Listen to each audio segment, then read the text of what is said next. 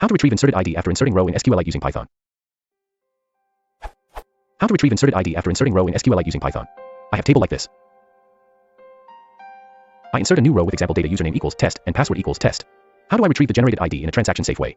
This is for a website solution where two people may be inserting data at the same time. I know I can get the last read row, but I don't think that is transaction safe. Can somebody give me some advice? You could use cursor.lastRowId, see optional DB API extensions.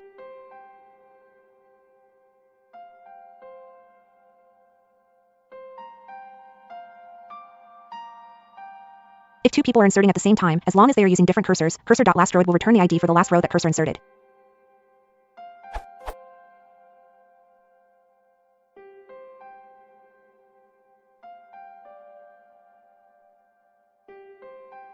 Note that lastRowId returns none when you insert more than one row at a time with execute many.